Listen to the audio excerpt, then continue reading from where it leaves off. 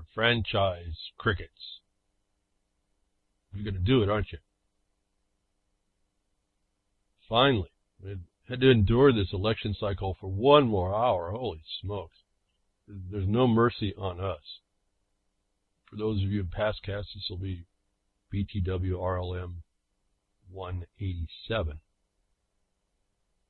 V, franchise. Come around and look at this date of a day ago.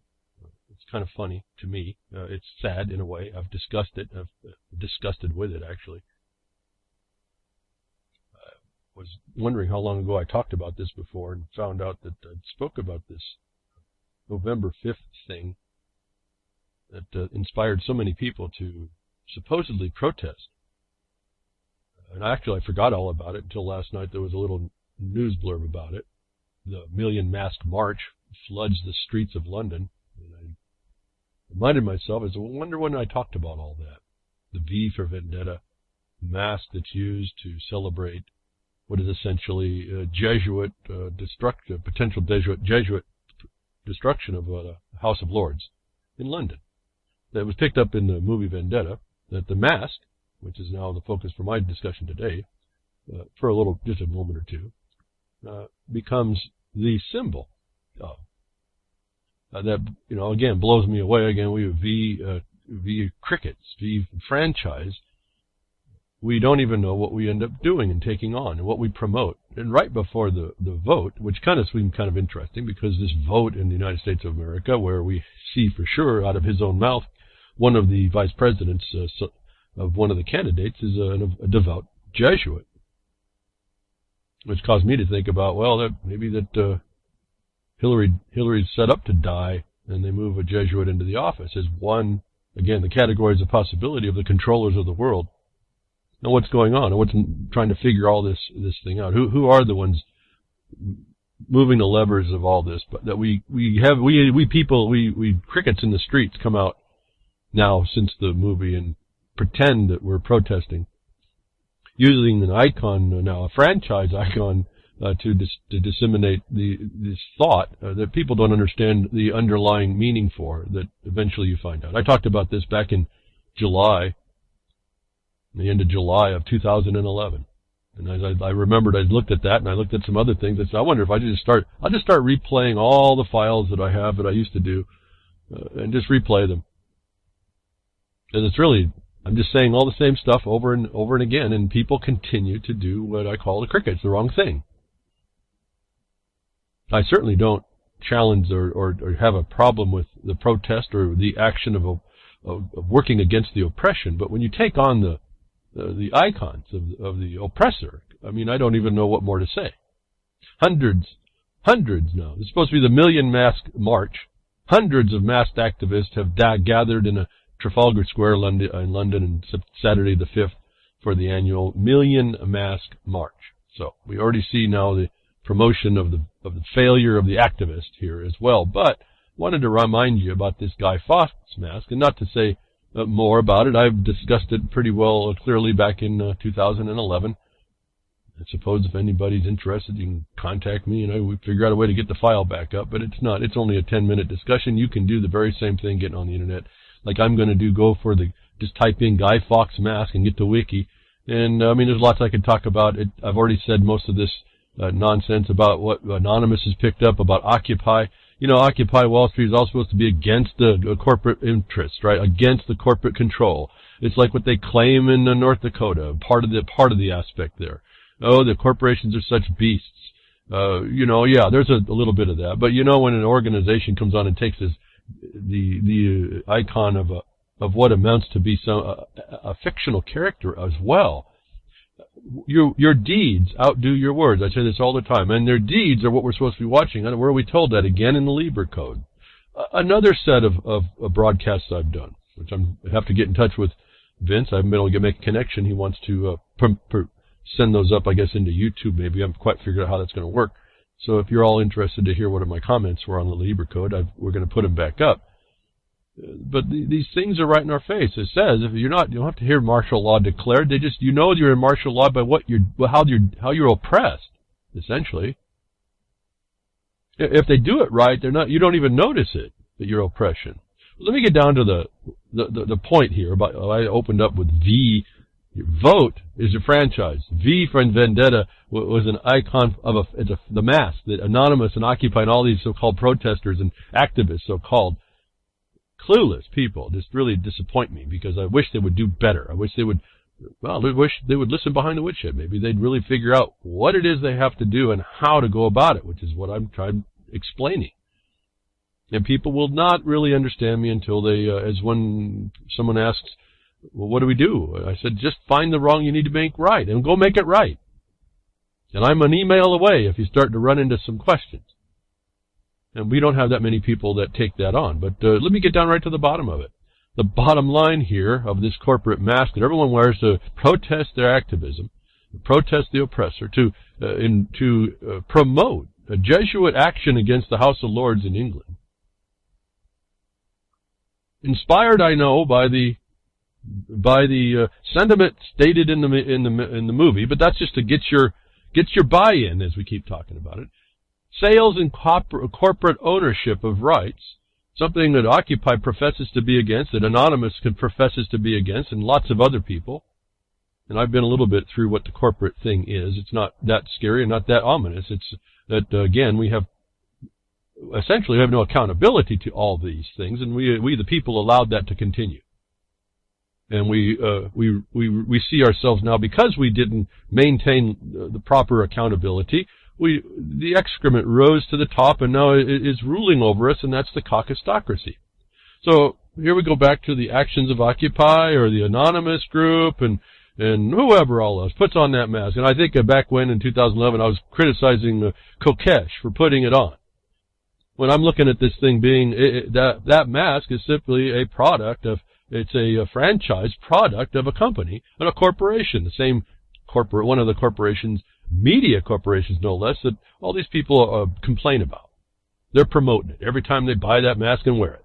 But here it is. Sales and corporate ownership rights of the mask itself. According to Time in 2011, the protesters' adoption of the mask has led it to becoming the top-selling item on Amazon.com, another corporation, selling hundreds of thousands a year. Time Warner, one of the largest media companies in the world, owns the rights to the image and is paid a fee with the sale of each official mask. That is the official mask.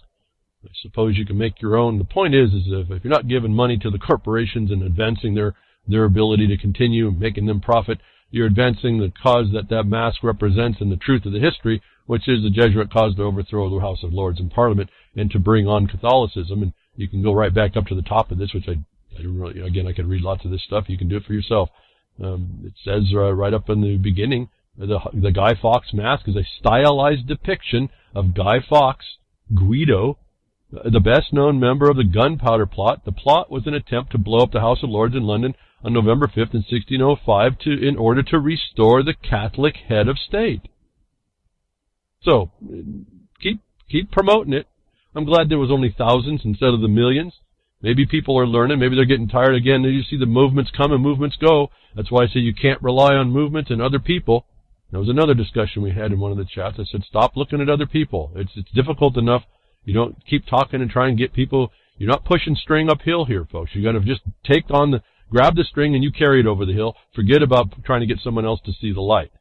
Those people are far and few between. In the Miners Association meeting, not the district meeting, we talked even about that. I just remembered. We have to take this on our own. I know that no one likes to do that. I didn't want to do it. I didn't want to spend 30 years trying to figure out what was this lie that hit me square in the face 3 decades ago. And apparently, the way I'm wired, that didn't settle too well. And so I've moved on. I'm moving on to stop this enemy that's around me. And it's around you. And now we find it's really global. And these email things from this election are just explaining that to us. I mean, it's a bad situation what we're facing. And part of how to resolve that is really going to be for each one of us, regardless of those around us. You have to roll your sleeves up and go figure out something that you can do. And a lot of this will be you just won't even know how to do it, but it comes to you if you take on a more dignified way to approach it. You figure out what your strengths are, and like what we do. I don't necessarily talk to the seats of decision so well myself, but I talk to people and I fortify and give research and study and strategy and tactics to people who do. And one is plenty, folks. If you just, that one makes another one and another one in the proper direction, we prevail. It's happening. And we just do this silently. I don't promote because I don't want the attention drawn to places that we're making advances. Why? That's just a war strategy. Why would I want to say we're making a victory in a certain city and then have all of them put forces against it and quash it? Because then they figure out what we're doing. So a lot of this is done behind the scenes. I don't tell you nearly what you need to know. What I tell you is how to start. I put you on the path, what I talked last week. I'm a pathfinder. I've looked at these paths. I may not have been down every one or seen every nook and cranny, but I can tell you they're there and I can tell you what to expect. And you will do that too over time, but you're never going to do it until you put yourself on one of the paths you need to go down. Now, you can decide to be on that path and go down it all by yourself. You don't need my permission. But if you run into a little bit of resistance or a little hesitancy, I might be able to, may have some insight. I don't know everything. But when you deal in the hub of a wheel, you don't worry about the rim that every once in a while hits the poo in the street to worry about your wheel still being on. No, the hub is where it's all about. And from the hub, you can hit everywhere around that wheel. You can get down back the axle and get into the vehicle that's running you down the road. And if someone's sitting in the seat of decision that's running off the road, you have the ability to you're at the hub of how it rolls, how it all rolls out, and you have the control when you show, listen, I'm the wheel. I make this thing go around, and I do that by telling you you're off the law. You're off your obligations and duties. Yet another thing I made a mention. I only make these sentence mentions. It was in the UCY chat as well when Ron Stephen was making talk about his broadcast. You find the obligations and duties of people that are in there. You find the one you can speak to. There may not be many, and you may have to take some time to do it. One of the guys we talk about time. I just said 3 decades for me. I hear 20 years for other people, 35, 40 for other, 10 years for others. It takes time. One of the guys I've been working with, it's been 3 years he's been working to give information to the wider audience. And it's starting to work. It just takes time. You just need to get in and roll up your sleeves and figure that out. Figure out what it is that you want to see changed and just start working toward it. So where I don't necessarily work, I can if people will listen, but I tend to come up with a lot of information maybe too quick, and I haven't learned how to throttle that back for as many years I've been trying, because I come here behind the woodshed to tell you and try to throttle back. At some point, if I throttle back like the speed that everyone else does, I'd never get anything out, actually. At least if you have to listen to my broadcast and you have to listen 5 times, you listen to some different aspect that I was going so quickly on that is now coming to you. That's a victory for you. Now, if you take that and put it in practice. And I'm not going to be here to judge what that actual action practice is. I don't mean practice like practicing. I mean put it into action. Proper action. So, Guy Fawkes is come and gone again. Another promotion of a Jesuit Catholic order taken on by people who profess to fight and be anonymous and fight to occupy corporatism, and they're fueling it. That's wrong action. Am I against the protest of the oppression?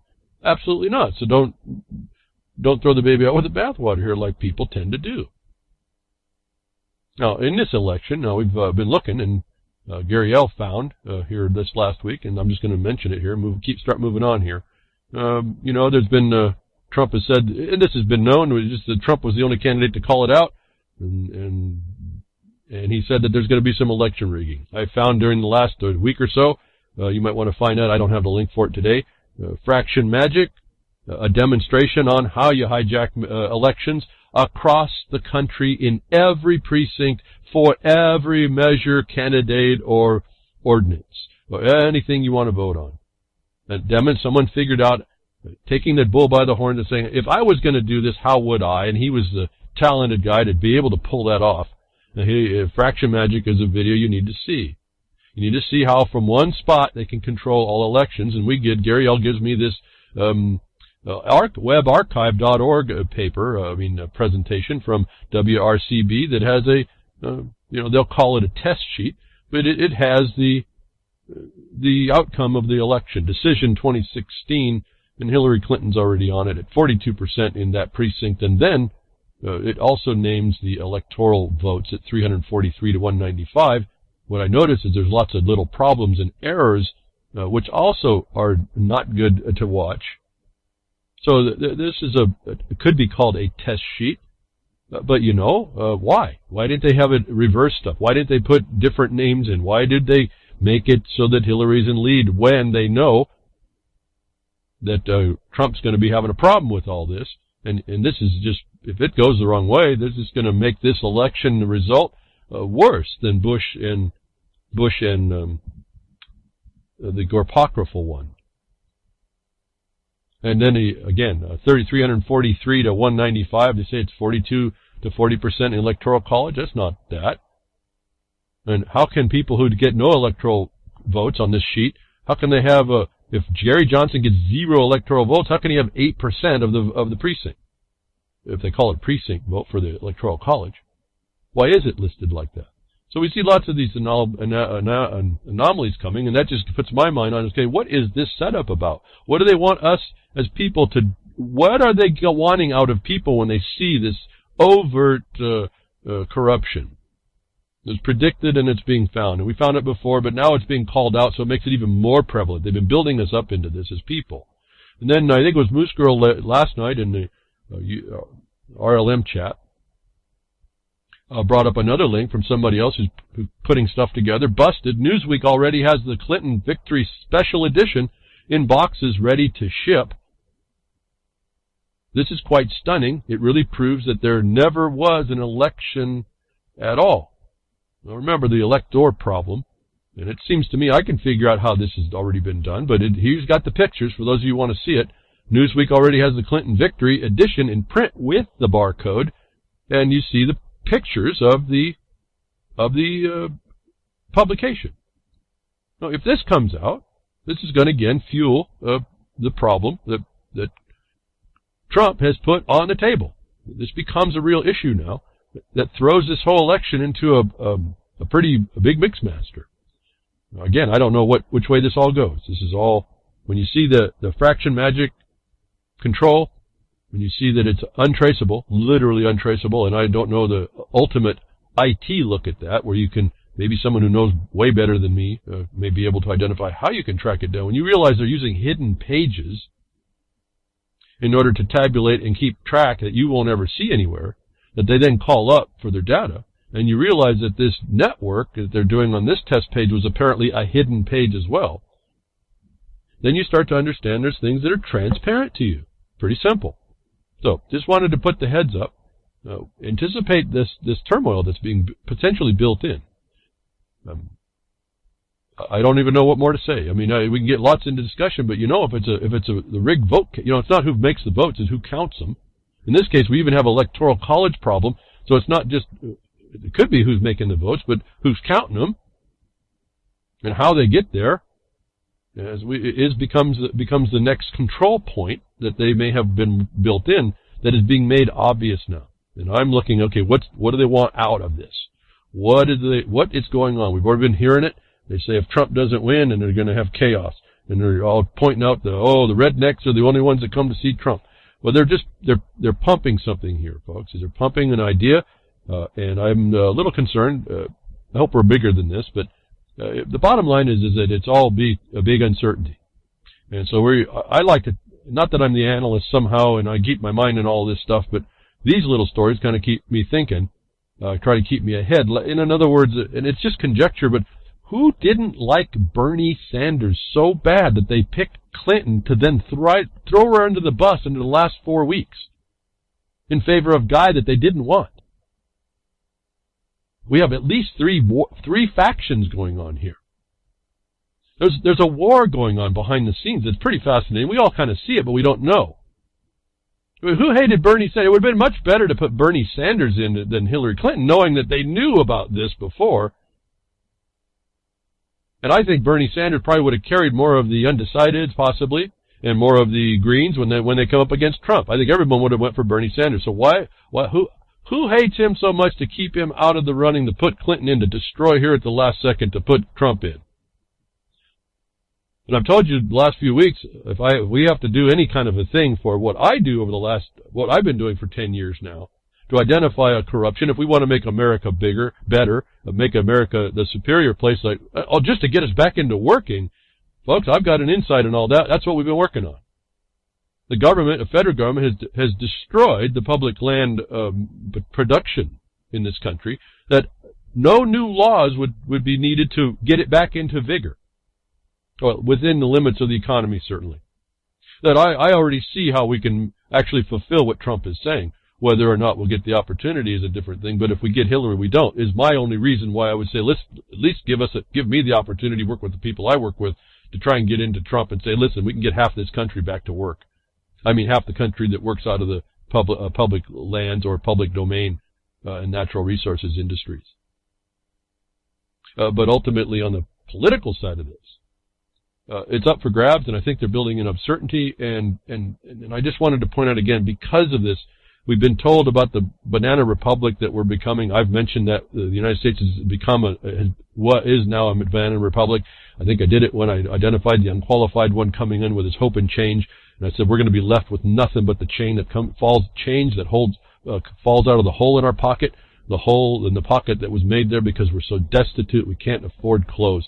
We're going to be eating gruel like in the Matrix, which is not a movie. The Matrix is not a movie. When you come to your senses, you find out you live in a sewer and you got the centurions coming after you. Okay, I'm pausing here. I want you to keep up with that. That we live in this banana republic, and now it comes out, and everyone's looking past this stuff. Everyone's looking past so much, it's just astonishing to me.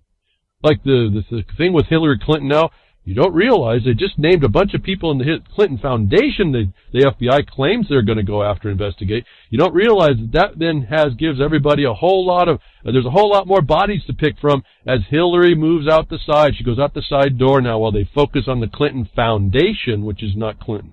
And if you listen to the Ammon Bundy condition in Portland, you find out when you look at even the partial instructions we were given in the news, so-called, telling us what the jury was told to rule on. 30 pages of jury instructions, and you see how difficult it is to get a conspiracy charge on someone. They can even do acts to fulfill what a conspiracy planned to do and not be part of the conspiracy. You'll notice what they're doing here with this Clinton Foundation is a different entity, the people inside of which are different than Clinton herself.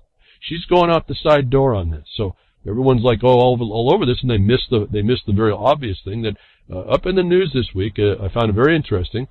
Everyone pointed out, it's passing this guy's video around, and I'm not saying I agree or disagree. Well, I've got a question I want to ask him. I said, if you're a real guy, I've got something I can tell you about bringing the condition back. If you think America needs to be straightened up, I've got some insights myself that I wonder if you're real to bring that forward and use the military to do it, because that's where we are in this country. In this concept, where that now is being promoted, that what the Clintons were doing was a silent coup, and now there's a counter coup, which some guy comes out. I remember now his name. Maybe I should have had his name. Oh, Dr. Zennik. He's a part of supposedly the intelligence committee, but we miss, right, the title.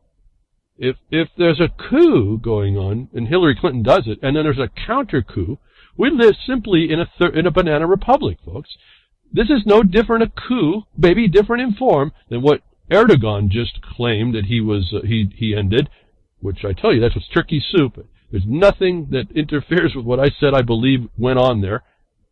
That we live in a banana republic already, and they're telling us that. There's a silent coup and then a counter coup. We don't live in a republic. Your vote means nothing. This is all the people, the players behind the scenes that are running military operations. I tell you, we live in Battlefield America. They tell you in the news, silent coup and counter coup. That is not a republic for the United States in the form of laws that protect property, life, liberty, and property, and things like that. You're missing. If you get involved with the intelligence community coming, you're going to go rah. They're going after her. They're going to take her down, Hillary Clinton down. You've missed it. You've bought into the false narrative already. You think they're a white hat. And anyway, I just want to call your attention to these things they're transparent, seem transparent. I see no one talking to this stuff. Maybe it's because I have a little small view behind the woodshed, and then I don't get out and see it. But Twitter's been awful silent about these kinds of things. So you live in a banana republic. They just told it to you. You got coups going on. Not a. Let's get beyond the franchise problem with the voter and the electors condition. There's a coup going on, folks. There's a counter coup. There's not an election process. There's not this so-called democracy where the vote of the people means anything. Even the electors don't mean anything.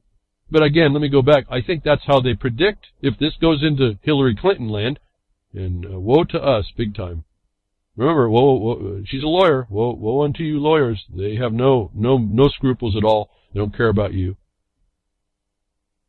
That if they go by the electoral vote this Newsweek, and they've polled to a certainty that they can believe that the electors are going to vote, notwithstanding anything that happens, they're going to vote in Hillary Clinton, they can come out pretty confidently that Clinton will win, because they already know who the actual electors are that are going to swing their vote. And in dealing with the governments, again, before our lawsuit, and talking to people on the party part, there's some pretty high-level analysts that work all this stuff out, that they do have a pretty high, they definitely have a pulse, their finger on the pulse of people. And that's partly what drives me to say things like, well, if you're a registered Republican, you've already agreed to the franchise, you had better get out 100%. You can't be one lagging. Every one of you has to go, and then you got to bring someone with you that's not in your party, so that you can expose the corruption and overthrow what everybody thought was a certainty because you acted different than you have in the past.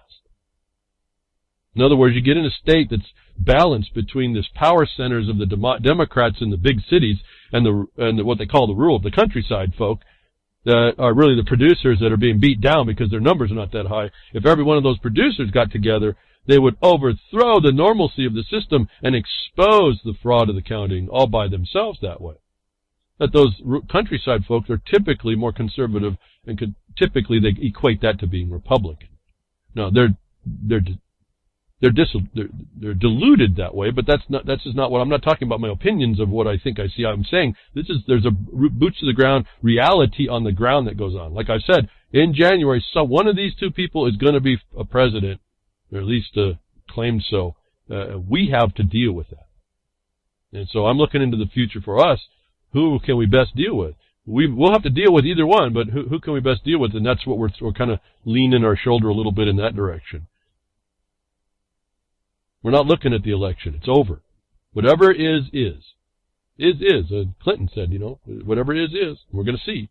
So there's a silent coup and a counter coup going on, and no one speaks to the fact that means, essentially, my opinion, my conjecture, we already live in that banana republic. And if you don't understand what that means, then you're missing it again. And to waffle about that and to just turn your way, I'm into, I just saw a media, Twitter thing. I voted for the giant meteor. Great joke. I think it's fantastic. Great, good. But when January comes, that's going to really mean nothing, and it didn't prepare us in a way we may have either exposed the other corruptions, even lent itself to the chaos that's going to come, given the voter rigging statement that Trump has already made to set his standing, essentially.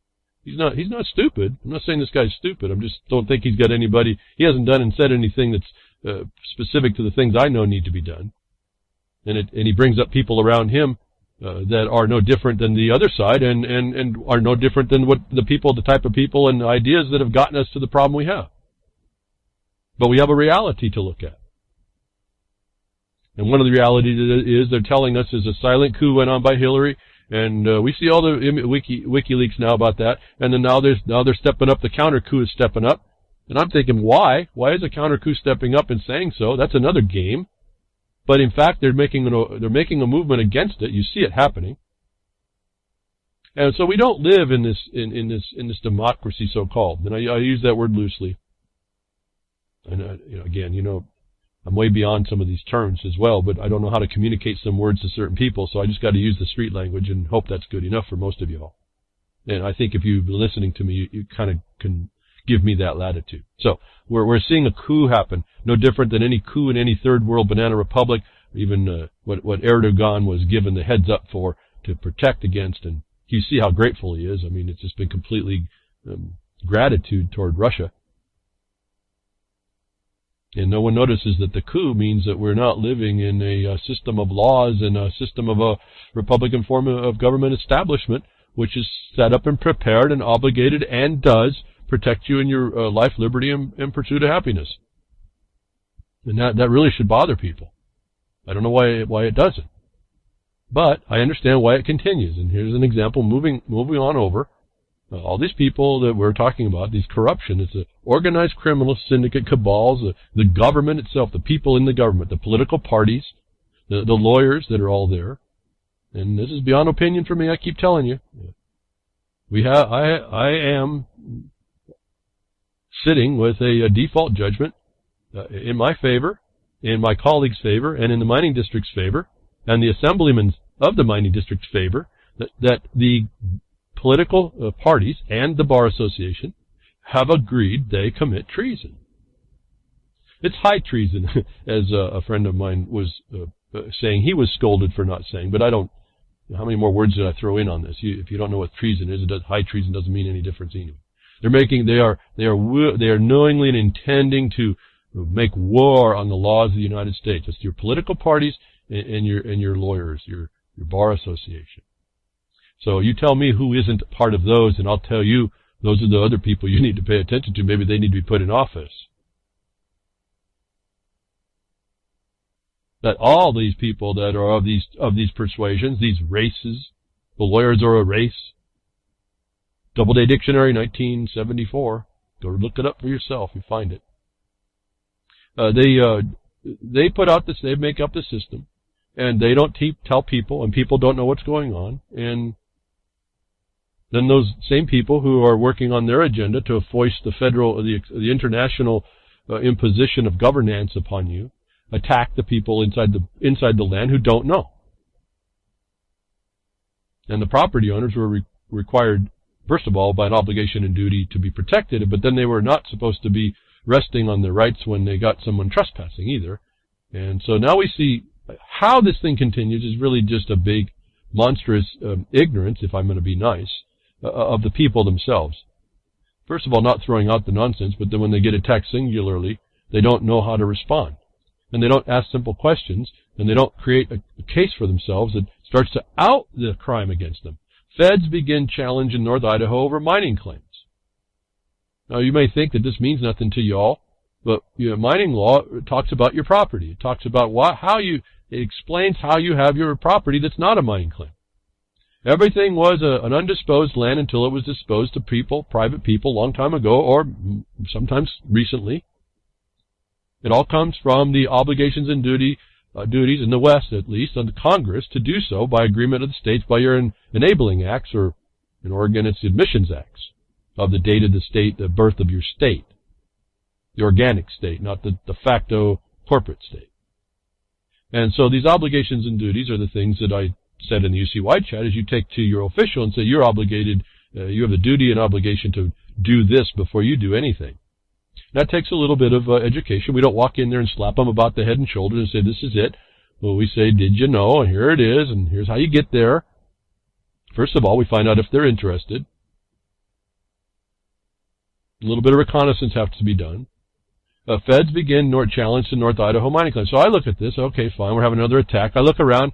It's outside of the borders of Jefferson Mining District, so it's kind of outside what I would deal with anyway. I don't like seeing this, but there's not much I can do. No one's calling us about it. Whether or not we have time to deal with it, too, I don't know. It's more words to someone and hope they pick it up. But fishing, camping, and protection of the American Indian artifacts along the northern Idaho River outweigh the desire of placer miners to search for gold, an attorney representing the United States Forest Service said. You folks, if you understand what the attorneys that represent the government say, they say there is no property in miners. They say there's no property in anybody now. And that happened in 1976 when the Congress, violating their fiduciary duty to convey the land, declared they would keep the land. And all the states were crickets. That violates the Enabling Acts right there, but that in the FLTMA, Federal Land Management Policy Act, or whatever. So, an attorney for the DOJ, representative for the U.S. Forest Service, says that Indian artifacts overcome all grants of Congress. Now, this is an interesting story, and I don't want to get too deep, but I just want to show a couple of things pretty quickly here. That this is not actually, possibly, I have to do a deeper analysis for this as well, but just on the surface, by this report, this is not underneath the 1872 law, but another act which reinvested mining rights to power sites, which withdrew mineral entry from the power sites. And so this is a little slightly different analysis. And I will say I'm ignorant of that analysis, but I can do some pretty quick checking. And it says right in this article here, it says that there's a Mining Rights Restoration Act of 1955 is controlling, and agencies such as the Forest Service can ask for a hearing before the Internal Board of Land Appeals, that's the IBLA. This is the administrative court of the Secretary of Interior, who are full of agenda, sustainable development jerks. As our analysis, most of the cases that the IBLA have, this may not be one of them, but for granted properties, the IBLA may not have any jurisdiction. And why would that be? But because it's disposed into state law, and state courts have the authority, as I was telling you in the Malheur condition. But notwithstanding that, and notwithstanding the fact you're walking into a buzzsaw, you're walking into it anyway, no matter how you get in there. If you get in there, that's why when the government, the BLM made a decision against my claim and my co-owner's claim, we denied their authority, and they then appealed their own decision, and we denied that they could. And interestingly, the IBLA never made a decision on that, and then they tried to deny that we even have what we have, but state law says we have it, we haven't, so we're saying you're committing felonies. And so this is when you have lack of remedy, you just do essentially if I can say this without insulting people, the Mexican standoff. And we continue to go work, and they have no authority and power to throw us off because we know some other things. But this law is the 1955 law, not the amendment to the 1947 law of the same year. But this restores mining entry, mineral entry, to power sites that were taken from some time before.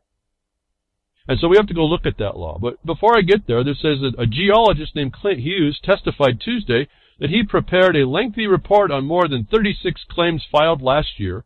He said this research, including samples from the claims and history of the mining area, showed none of the claims are likely to be economically viable for mining. I concluded there is little to no gold on these claims, he said. Now, first off, I don't know that if the 1955 Act is applicable, that the standard of marketability is actually applicable, but let's go to the more important point. Geologist Cliff Hughes by that title, has no authority to make a report to challenge the marketability of a mining claim. And so he should not have been allowed to testify by the IBLA judge, or the miners should have stepped up and said, hey, he doesn't have authority. Why? Because the BLM has to have an independent study for what they call the discovery, the value that it's valid. They have to do this for each claim. It's a lengthy process, and what the government has to do is not a report. They have to do a mineral exam. It's done by a certified mineral examiner, not some geologist. Geology is completely separate and different from mineral law, mining law, and what's required underneath it. That this guy testifying on Tuesday shows me there's a problem in that ALG, that administrative law judge, that no one's checking. I don't see anybody saying they have opposed it. If they did, no one's sending us any information that they are. I got to read from the story. That if you check that, all of a sudden all those miners BLM would have to pay for this mineral examination. Now what happens practically is the miner then has to pay also to do a secondary co-test with an independent examiner, independent of the government, so that both the tests can go in and be presented. There's a whole process for all this as well. I mean, the samples that are taken are handed to three parties, actually. There's really a formal process about all this. That just some geologist testifying in an administrative court tells me major violations of law are going on here. First, this is the testify. The United States Forest Service may have a right. Let's go look at what that right is to make this question. So I said I'm ignorant of this 1955 application. So what do? You go read it.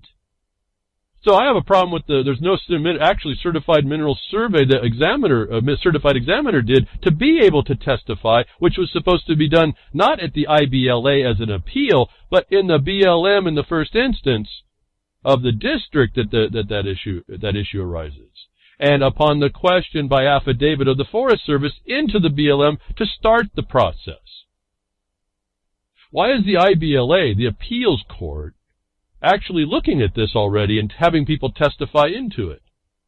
It is a real interesting point to me. So let me go over to the 1955 Mineral Restoration Act. It's in 30 U.S.C. Code 621. Now, all of you can do this. And I go down and I start looking at stuff and reading through, and a lot of it's kind of blurry-eyed stuff. I'm not really that interested. I'm just looking for certain things and come up B. I go down to B. What it talks about, what's going on, placer claims, notice, hearing, order, rules, and regulations is the title. The locator of a placer claim under this chapter, however, shall conduct no mining operations for a period of 60 days after the filing of a notice of location pursuant to Section 623 of this title. If the Secretary of Interior, within 60 days from the filing of the notice of location, notifies the locator by registered mail or certified mail of the Secretary's intention to hold the public hearing to the determination whether the placer mining operations would substantially interfere with other uses of the land included within the placer claim, mining operations on that claim shall be further suspended until the Secretary of the Interior, now not Agriculture, has had the hearing and has issued an appropriate order. So let me stop there. The question came to me, which was not in the report. As I tell you, I read these reports, they're totally different. There's never the facts to establish whether or not any of this stuff is valid. It's my main complaint about North Dakota and no so-called DAPL and no DAPL. It says right here, when that notice of location is filed with the county, there's no action to be taken by anybody but the Secretary of Interior, not the Secretary of Agriculture, not the Forest Service. The Secretary of Interior is to have a hearing if it determines it needs to have one. It has to happen within 60 days. My question is, who is the standing of the Forest Service to be here? Why isn't it the Secretary of the Interior having this case? Why and when were these claims filed? Was it within 60 days? Because if it wasn't, the government has no standing to complain. It's done, whether or not there would be artifacts. And I can just suggest to you, paramateria, taken all together, the extraction of minerals is not to suffer these cultural things. You remove those, you give an opportunity to remove them, and then a miner goes to work. It's not supposed to be so cut and dried. A continuing productive use that's better than mining, it probably can't be found. For preserving it for cultural reasons may not be. It gets us back down to the Antiquities Act. It's the smallest footprint, and then only if it doesn't destroy the mineral extraction. Why? Because the minerals can only be found there. You just don't make these minerals up anywhere. They are a finite resource that's demanded by every one of you all, by your daily goings-on, whether you understand that or not. But process-wise, we don't do it right. We let these oppressors continue to oppress. We don't question jurisdiction and the authorities and the delegated authorities to come in the right time, the right place, the right subject matter. And we end up creating records that are wrong, potentially. Now, if these are claims that were filed within 60 days, I still see a problem. What's a geologist testifying on reports instead of a mineral examiner? That's to the Secretary of Interior to do, not the Forest Service. And who's the Forest Service then at the IBLA? They're supposed to write an affidavit to the BLM, and the BLM is supposed to move this forward. And I'm not talking high-level stuff here, folks. You just go read the rules, how this works. It's not that difficult. And so we are doing it completely wrong. The attorneys are driving this. The administrative law judges that all come from sustainable development and running this country down are in charge right now by the same corruption you see is being exposed to you. It's nationwide. The political parties of which are all taking their financials from the backside of all these things they do to, again, if I can produce that there's not going to be any mineral development, but it's going to do something else and I can put a value on that, I can monetize that in our fiction fiat derivative system. And you don't think that the congressmen are in on that? They know that's exactly why these laws get put in when you're looking at preservations, conservations, particular uses. They've already got their financials set up by them to take advantage while they deny all y'all. But we deny ourselves by not going reading simple things and keeping everything in a simple order. And I guess that's my whole point about that. We're doing it to ourselves. Until we step up, we're going to lose. And those of you that hear me that kind of have a foot in the door with somebody back over in Idaho, maybe you should call them and tell them. Ask them some questions. You'll see the links of the broadcasters. No sense that you can't pick this up and hand it to them. I don't have the time to do it. They don't call me. They probably won't listen to me anyway. If you have a friend, maybe they'll listen to you. So this is the only thing. I can just talk. I can just hope better than the change that falls out of the hole in my pocket for that type of change, that we get back to the law. All these challenges I've just rendered here to you is enough to shut this down. You know, this IBLA that's making a decision on this, like on the Sugar Pine mine. The decision's not coming out. I predicted all of that. They don't want people working. This was one of the felonies and treasons we asked the Secretary of Interior, Jules, to show cause how she wasn't committing, what she wasn't committing. But the FBI was set against us. And that's fine. We were able to offset that. Again, the Mexican standoff. They came with their threats and we brought back the law that said that what they were doing was felonies. So until we get a mass awareness of what's going on and don't take none of this, don't allow this to continue, the few of us that are standing up, the mouse to the eagle, if you will, we're just going to have to stand there. And we're going to have to threaten that ego with that, because he knows we got the 45 hanging behind us. And it's not the gun that he's worried about. The gun is the law. It's the black and white. It's the thing that we've identified how the government has no authority. It is not sovereign here, folks. And if it is sovereign, it has obligations and duties to effect, so it's not sovereign again. If it's a debtor, folks, it's not a sovereign. I've said this over and over. For all y'all that listen to me that don't think I'm giving nuggets, I'm disappointed. You're not listening. You're not listening too close. I know I talk fast, but I'm talking in things that are just written down, and anybody could read it if you just apply yourself.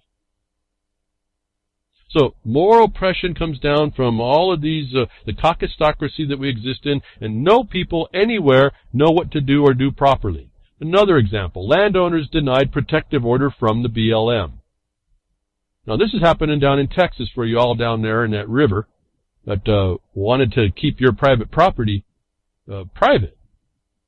Federal Judge Reed O'Connor ruled that the Federal Government Bureau of Land Management does have the right to perform inspections on portions of private property along portions of land along the Texas side of the Red River. We've talked about this a little bit behind the woodshed. But here's now a decision by a judge, and I suppose, because I don't know that there's any Article 3 court in Texas, in the federal side, I want to ask you folks, based in land disposal, given the patent says this is exclusive possession and enjoyment like our mining claims are for the minerals, including the surface within the boundaries of the claim of your property, given it's exclusive, and I've told you before that charge is against even the United States itself, how did this federal judge get authority to say that the BLM can trespass underneath a federal warrant to do so? Is treason.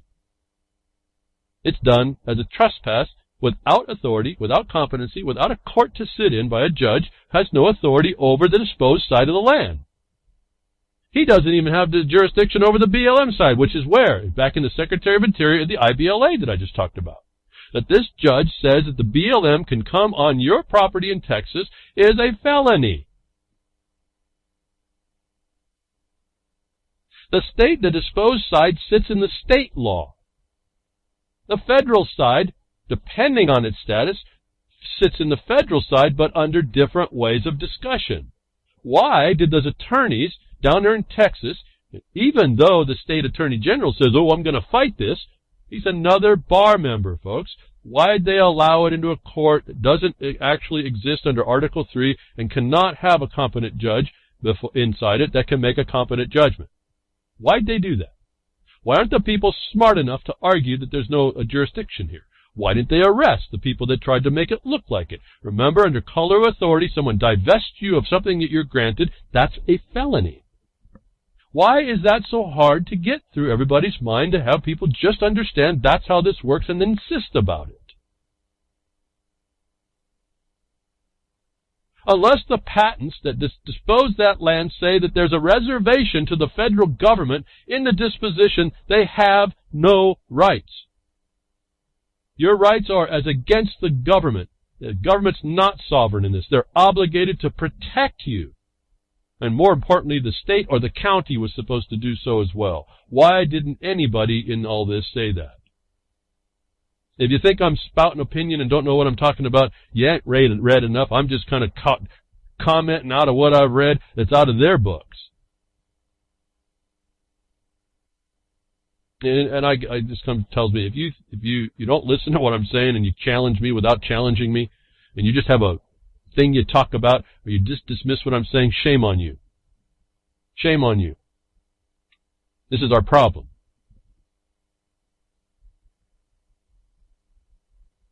I've got a mining law tells me that I have exclusive possession and enjoyment, that the enabling acts of the state said that the states agreed with this disposition, that they gave complete and free title to the government to do so, to make the disposal. In other words, there's an obligation and duty to dispose.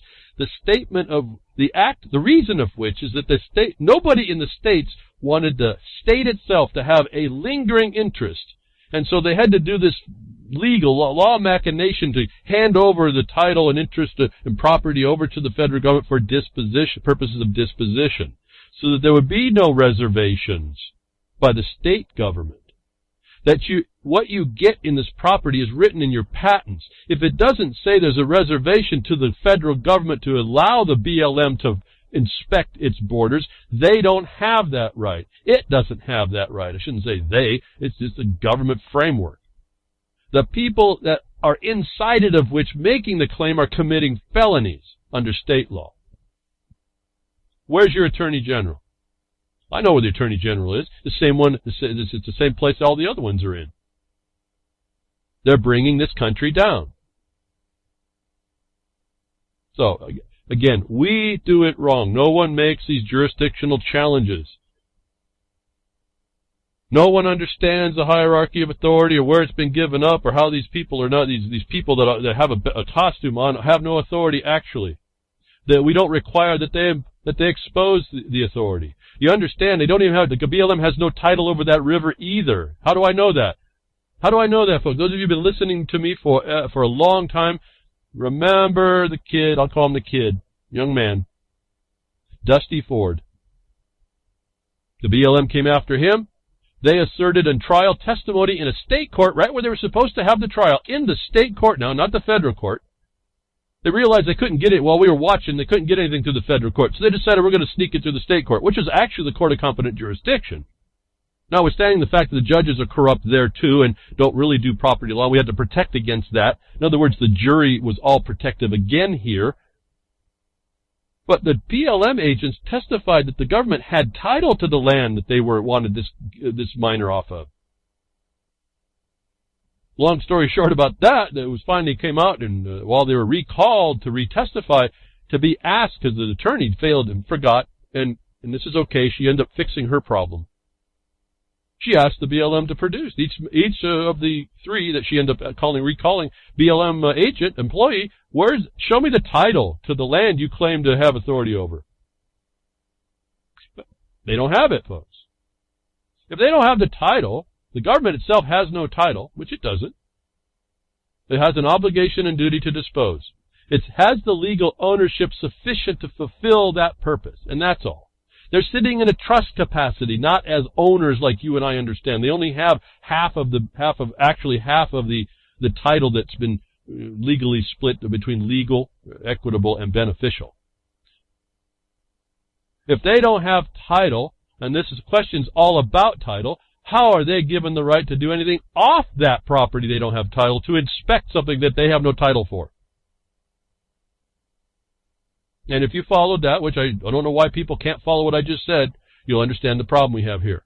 That is still ongoing, that this judge is not in prison, that the Attorney General is not in prison, that the people who own the property aren't slapped about the head and shoulders about, didn't you get it? Here's how you have to get it and get it back.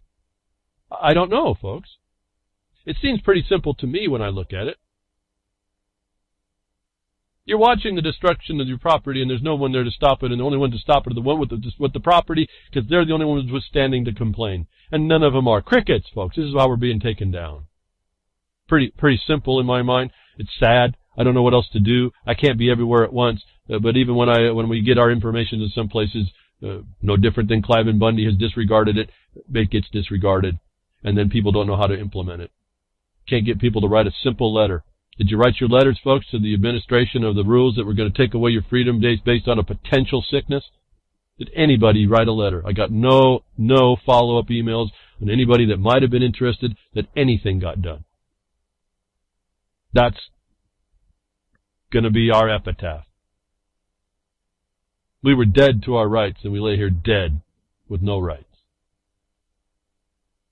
And so what does this do? You start breaking down these private possessions, these exclusive possessions, even against the government, against the grantor obligations, responsibilities between the parties. That's not sovereign and slave, folks.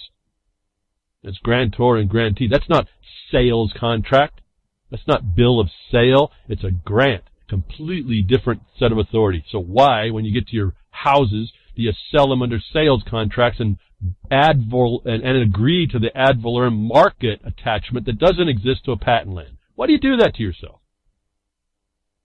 I said you go to your patent on this BLM thing.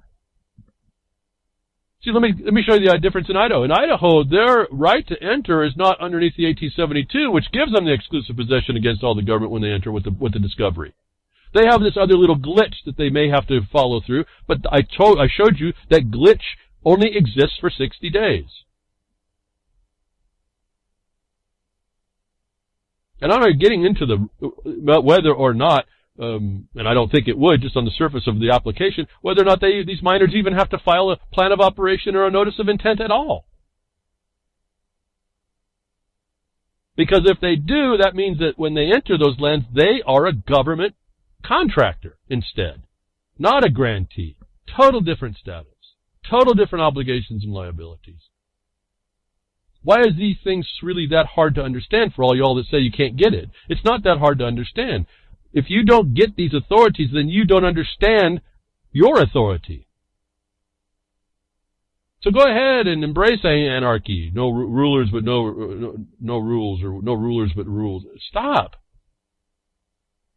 You have to have a hierarchy of authority in your life. It has to be, well, some of you would say it starts with you, but it doesn't. But anyway, it doesn't matter. You have to at least be the first line, however you are organized. You're an organism. You're organized. You have organs. So does the state. It's a fiction of you. It's the fractal of you in a legal sense. So you're organized. You better have a hierarchy of mind, body, spirit. You better have some morals and ethics you are ruled by, and you better have the ruler in you to follow those. But when we don't, we see the chaos that happens that these people bring into your life that you're useless to stop, even though it's your obligation and duty to. And then we see the ramifications that this extends down to where you have no property. They're going to make sure you don't have any property, or they're going to make it so expensive you can't keep it. And that's because you keep on taking on these code and regulation authorities that are not applicable. You don't know how to stop them in the first instance. And that I have to talk strictly to the United States, because I don't know if there's any country that actually has even the right of eminent domain takings value. See, if you don't have that, then I'd have to go back and look at this a little closer. You have to go find that.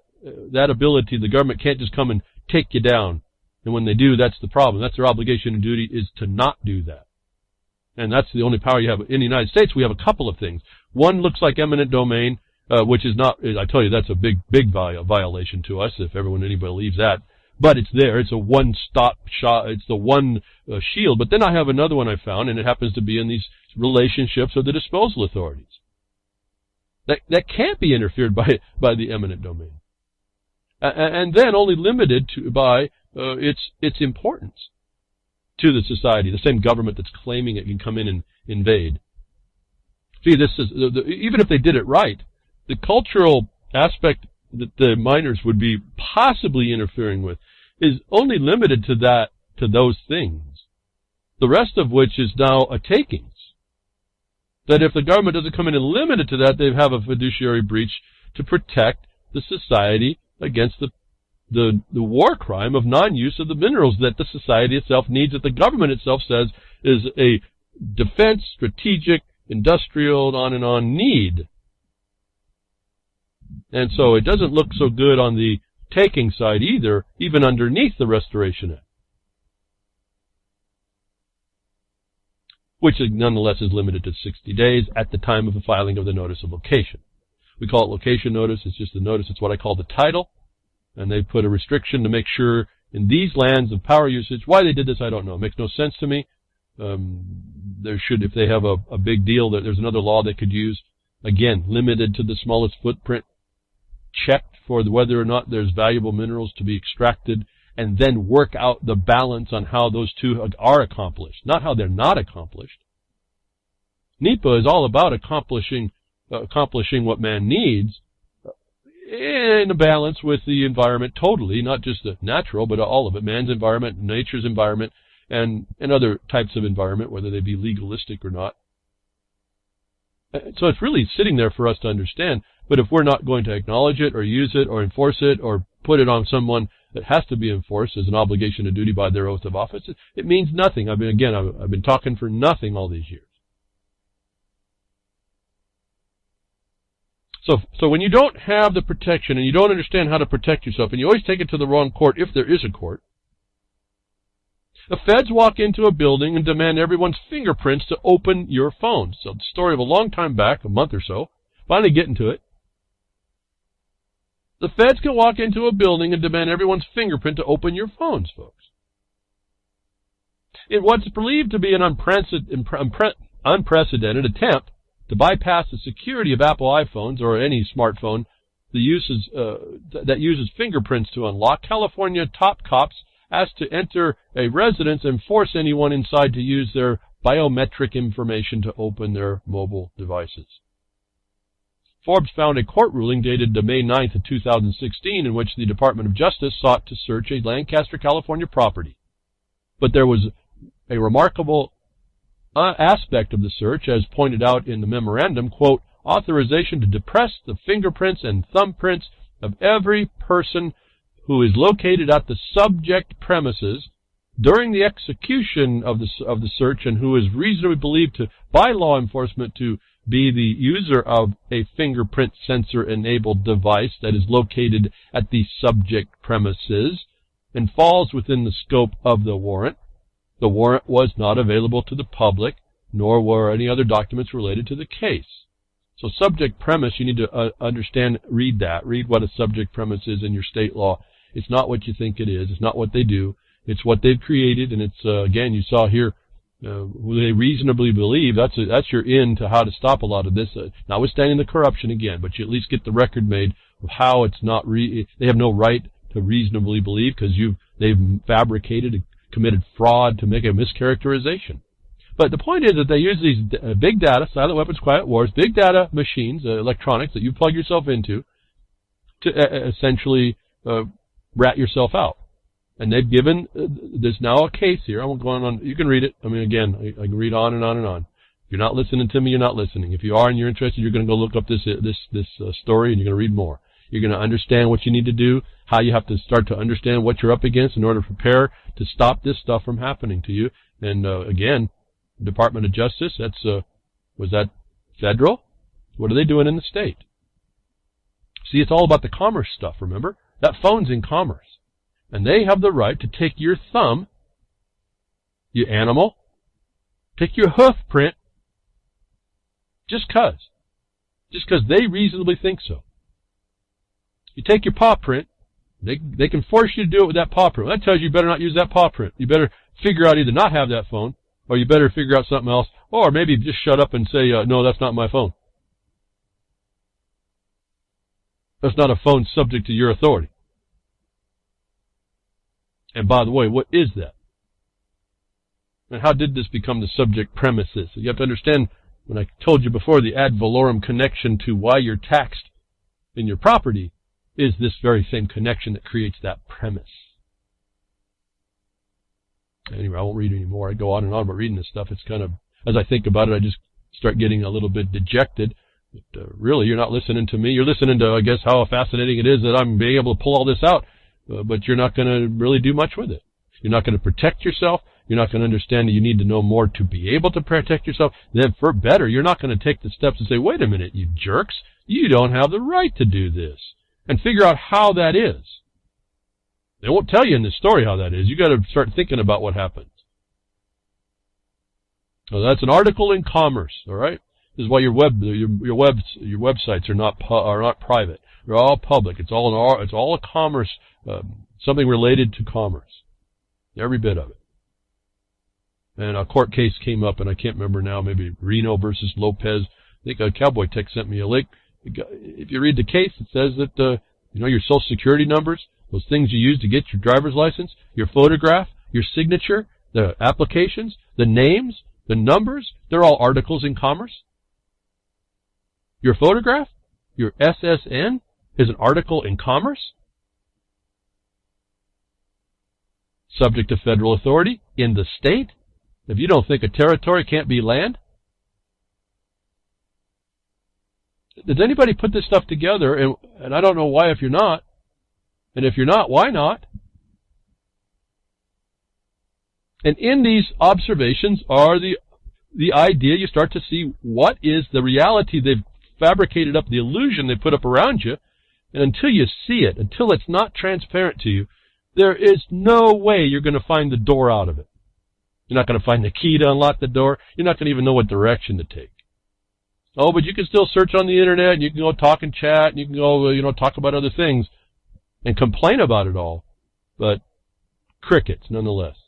As much as I love you all, crickets, folks. Now, I guess I love you all because I keep coming back to hope beyond hope. The same way everyone else who goes out and says, I need to get people to see the light. They need to become aware. And I tell, forget them. You are the answer. For you. You become the example. It's the same problem for me that they had just said, I said, I'm telling them not to do as I'm doing to you on the broadcast. Hoping beyond hope that one of you all listen and protect yourself. Learn how to protect yourself. Take the different path. As Gary L. and Gigi was going to apparently be on again 2 hours after this broadcast. Remember to show up there. The road less traveled. Don't take the roads they offer. You have to take that road that's less traveled. Why? Because the crickets travel down the easy road. More intrusion. Now the cops come in and ask you for your fingerprints on your devices, not yours. You're not yours. You're theirs. The property is their subject premise. Why is it subject? I just said property is disposed into exclusive possession and enjoyment. Why is it a subject premise? Is the violation to the patent. Is a felony. Unless you've done something to give them the idea, the reasonable cause to believe it is a subject premise. Exclusive possession is not subject, folks.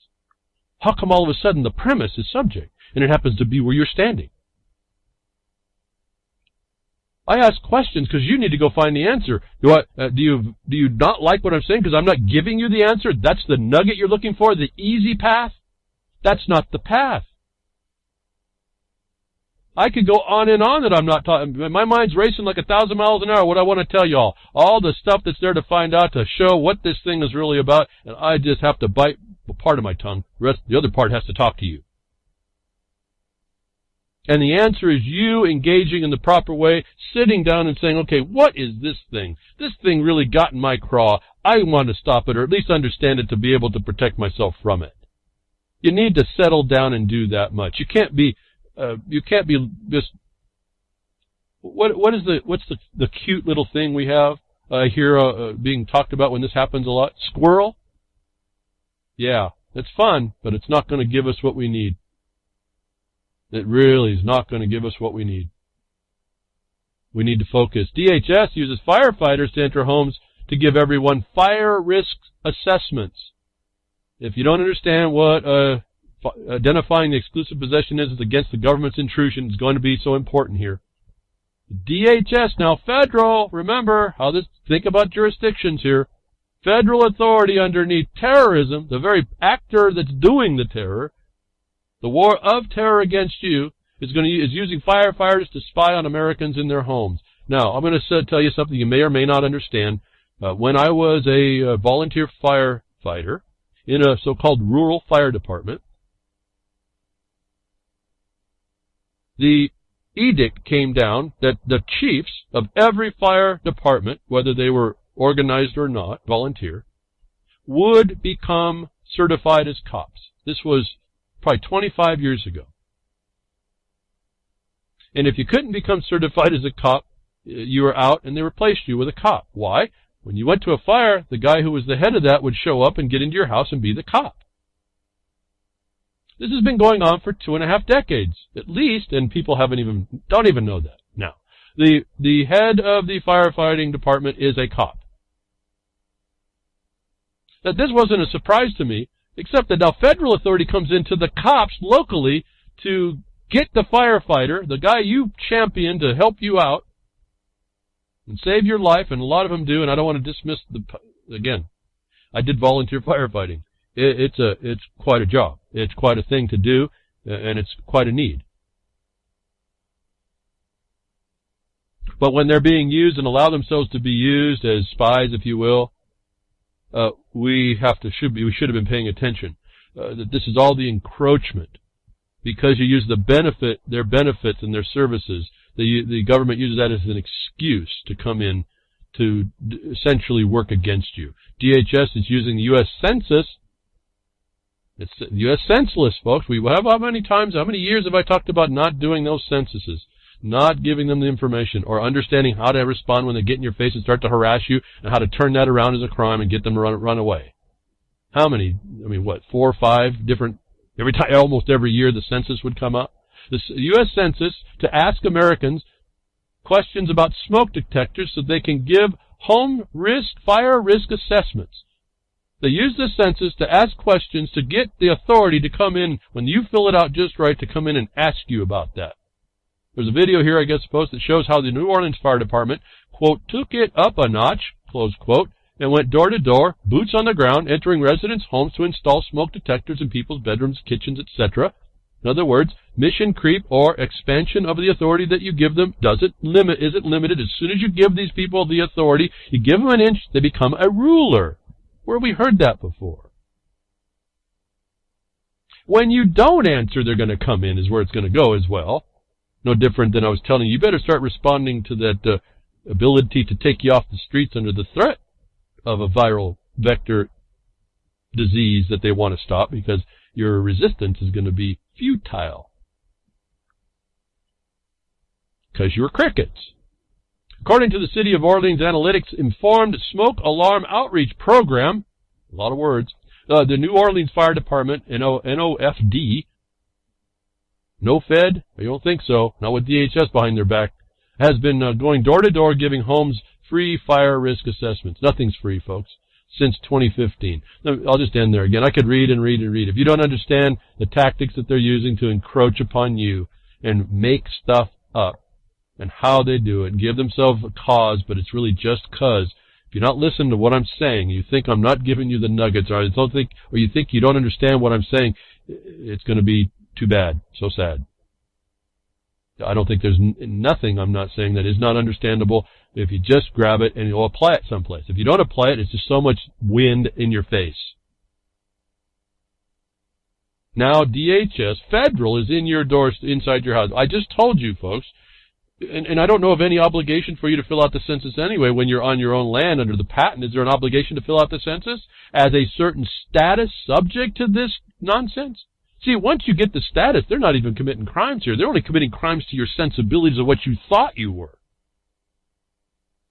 As I tried to explain, your franchise, your V, your voting for vendetta, whatever the heck they're, your franchise that they give you is a status. You've agreed to be treated like this.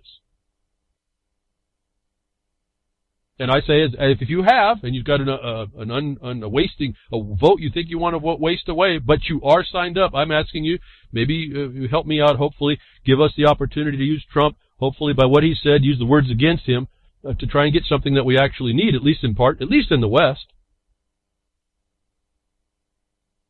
If that vote is called for, fine. But if it's going to be wasting away, for two reasons. One, if you all get out as a Republican in Democratic states, and you 100% get out and you overthrow the Democratic vote, then you'll see your Electoral College was going to go to someone who didn't deserve it. That's more fuel to the fire that's legitimately proven. On the other hand, you have no way to stop if it is in a context of already predetermined. We have no way to prove that. It would go underneath the skin as a hidden form in the internet, a hidden form in the computers that count.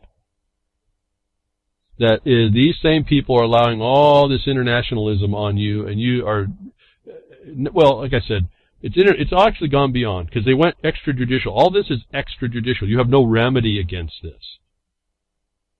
There's no judiciary, even if it was competent, that can protect you when you've allowed it to go this far. And here it is. It's not conjecture. So they're here in our face, and they're doing these things, and we continue to allow them because we don't know how to not. We don't know how to just say no in the correct way. If you say it in the wrong way, and I agree that imposition alone is a violation, but this is the reality. If you say it in the wrong way, it's like a yes. I've explained numerous times how to avoid the census thing, but I've also explained how to stop this nonsense. They come knocking on your door, want to do a free risk assessment. That's a lie. Just say no, thank you. And if they'll press it, say, I think you just committed a felony. You're committing a lie, aren't you? You're not here. With this story, you have this in your pocket, your bag of facts and law. With this lie, you are here to do this. And so, no. And if you retaliate against me, I'm coming after you, Mr. Friendly Firefighter, who now I don't trust and I've lost respect in you, you scum. Now, do I just say that? Well, when I get the backing of the law and the facts and I see the story, yeah, I get to say that. Because they are an enemy at the gate. They are Dracula, aren't they? I tell you, don't let Dracula in your house. You can't even, and it's been this way, people don't even know this, you can't even trust your local firefighter now. And as I thought about it, I had to preface that story that says I was one of those. Just so I could say that. So I'd be PC, couldn't I? I'm the only one that can say that because I was a volunteer firefighter for a number of years. Otherwise, I would be off limits for me to say that firefighters now are Dracula. Nonsense. But we allow it. We allow it because we've broken down our own walls, our own shields, our own authorities, our own law. We've allowed it to be broken down. And then we go to people that have no capacity to give it to us. And we don't call out that crime. Folks, we're infiltrated and surrounded. You don't have to go far. Just make the decision to do something that's peeved you. That's a lot more than 4 letters, so I don't think I cussed there, okay? So again, we live in a delusion. If we think we can get through this thing without being interfered with, one day you're standing innocently and some cop come in and say, I want your phone. Saw you talking on your phone. I want your fingerprint. Grabs you up, beat you down. You understand? It's not just getting your fingerprint. Resisting arrest now? Stop. Obstruction of administrative justice? Stop. You don't get it if you haven't seen all that coming. We live in a delusion. And until we kind of break that in ourselves, well, we have to break it. We don't, not kinda. I see it. We're done. No amount of Second Amendment saving this one, folks. And Lincoln proved to us that that's not going to work. then you're all agreeing to having your guns, like I said, you get the ammunition down to 10 rounds, like someone did a scientific study that your right to bear arms could be accomplished in 10 rounds each. Crickets. You're again, hallucinating. Delusional and hallucinating. They've got you controlled. Your hive mind is so programmed you don't even know it. If you think that's if you're relying on all that, you are programmed beyond anybody you think is not awake or not aware. You are worse. I said that with a lot of love, folks. Tough lessons behind the woodshed. And why am I maybe turning that heat up even more? Nobody wants to hear it, I'm sure. No one wants to get behind the woodshed and learn a lesson. It's for your own good, but you have a choice. You're so-called the adult, that adult insect that they stomp on, that cricket. You're an adult. You can make your own decisions, right? I got lessons to teach you. And if we don't learn this, we're done. I mean, it's not me. I figured out they're waiting for me to die. And when my voice is gone, well, except for the archives that anybody might find that are around, that voice, that knowledge gone. Goes, no example anymore. And you didn't help. And so your little ones are coming on.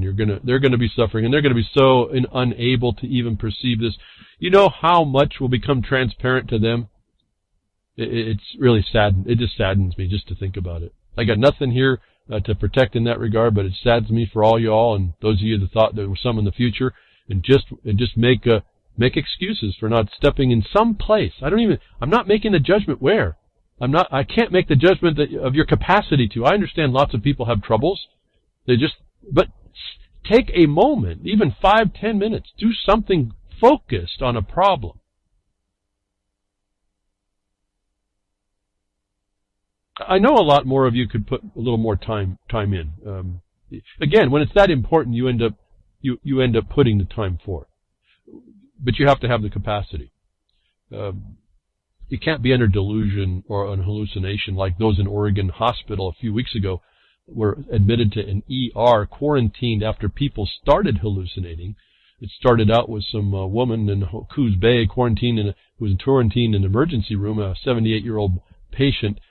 Her caregiver, 2 sheriff deputies were also hospitalized based on this, and a hospital employee, all having hallucinations, as I found kind of fitting to our condition. But more to the point, it happened all without knowledge of what is causing this.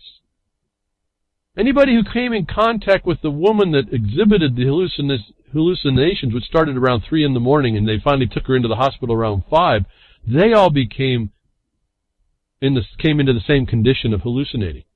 They quarantined the ER. They don't know what caused it, folks. I looked at that and said, that's the crickets. That's just a magnification telling us that's just how this hallucination delusion goes on.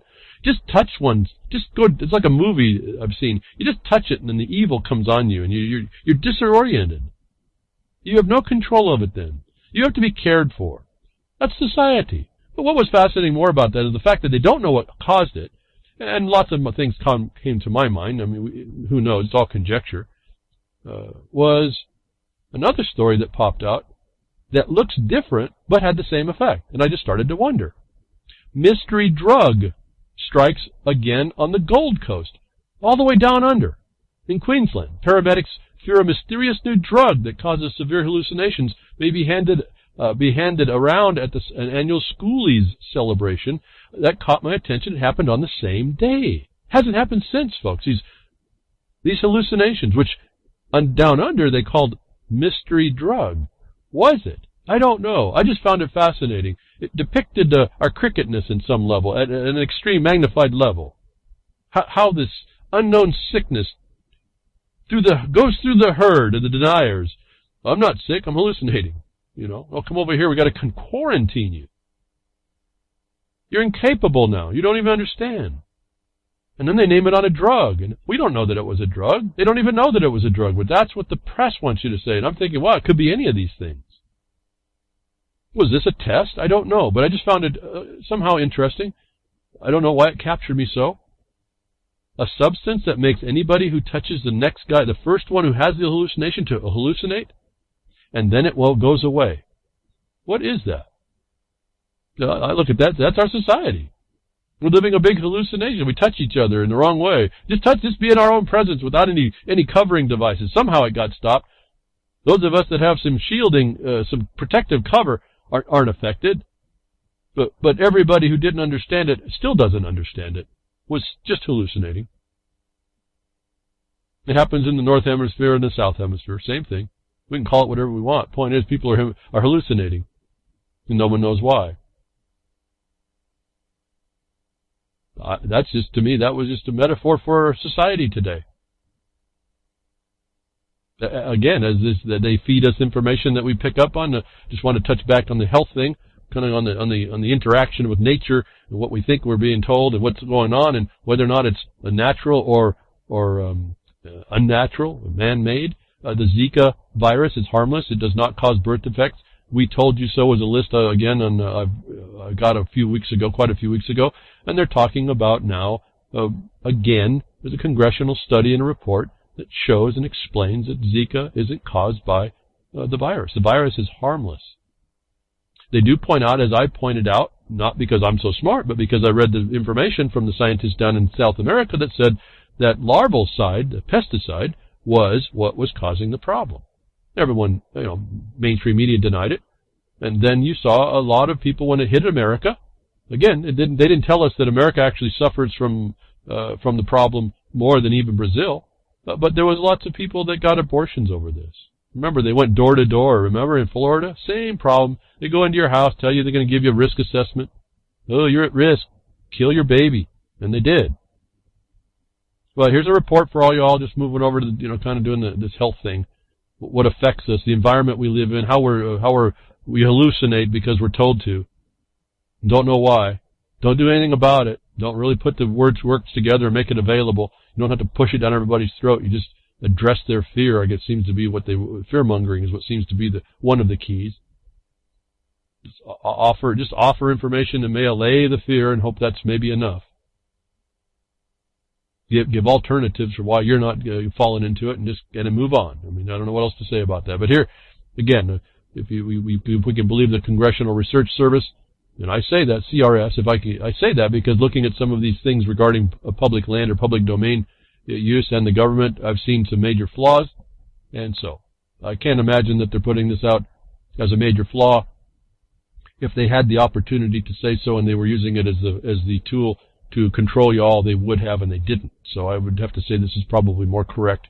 And it correlated with the information that we heard coming out of scientists out of South America that was being blamed for the origins of this. And it wasn't. It's around. It's a part of the natural environment. And so is all of the atmosphere. And I found this little story pretty interesting. What we look past in all of these things that we're told is going on, even if we don't agree. It says Germany unveils zero emissions train that only emits steam. And so these are the governments telling you how they're working for your benefit, and they've now made a train that has zero emissions that only emits steam. Now, part of this was kind of hard to understand and see, but if you look at where the thing comes from, I mean, where they listed it I went back to the source page, and I looked, and they listed underneath their global warming section. So this is why that story came out. It's now in context. Climate change is relevant. Germany is set to introduce the world's first zero-emission passenger train to be powered by hydrogen. Coradia Island only emits excess steam into the atmosphere and provides an alternative to the country's 4,000 diesel trains. I won't read more. My thought went on this other problem. Another problem, just saying these trains weren't. Remember, climate change is based on anthropomorphic cause. Anything you do is a problem. In other words, building the train becomes part of your footprint. That these trains were not zero emissions. Their lithium batteries are not zero emissions. The metals that they came from, the plastics, the resins, are not zero emissions to get them to make the train alone. So let's move beyond that. But I looked at this when I found out it was literally coming from their global warming section in their site and climate change, does anybody miss the point that in the context of those that believe that climate change or anthropomorphic global warming is not a fraud, within those people, steam is a greenhouse gas. In fact, it's the worst one. Did you miss that when I read the title? The title tells us everything. Germany unveils zero-emissions train that only emits steam. The government of Germany is a liar. This train emits the worst global greenhouse gas, if you believe that climate change by anthropomorphic cause is not a fraud. Those of us that do believe it's a fraud, steam is irrelevant. It's not a greenhouse gas. It's just a gas. It's a water vapor. I guess steam is high pressure, coming out into pressure, finding its equilibrium, turning into water vapor, which goes into the atmosphere. I just was fascinating, though. People were picking this up and really kind of, in my mind, no one comments on this stuff. They just kind of pass it along. Didn't say, but wait. Well, I did. I sent a Twitter back up. But wait, did anybody miss the fact that steam is one of the worst greenhouse gases if you don't believe that anthropomorphic warming is a fraud? And I went to an article real quick just to verify that I was remembering correctly. Sometimes I wonder if I really pick up all this stuff. A sign outside of Walter Wang Power Station, west of Lithgow, depicts a silhouette of a plant's giant cooling tower with a wispy cloud gushing from the top below the image of two words, water vapor. The sign, explains a spokesman for the local energy generator, Delta Electricity, corrects a public misunderstanding. People assume the cooling towers are somehow emitting greenhouse gases, she said. Actually, it is water vapor, steam.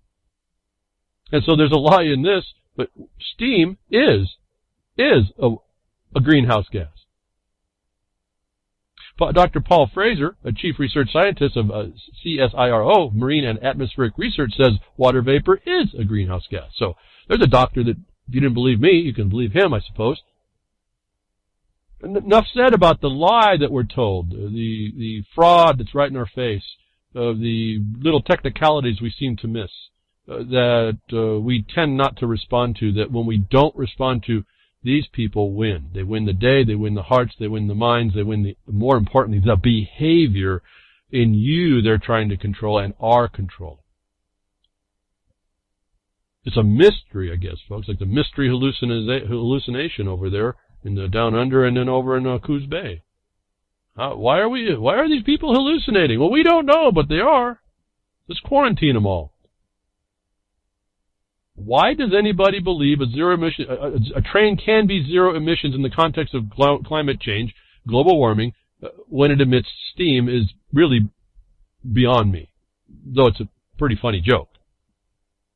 And people over there in Germany said, okay, that's fine. Now, am I against the technology that does this wonder? No, I think it's cool. I think it's pretty neat. I don't know how the heck they compressed all that hydrogen without using emissions, though. They didn't get that hydrogen out of a cow's butt. Not without power. Not without getting something somewhere. That's what energy's about. So we see the lie, we see the big fraud, and no one says anything.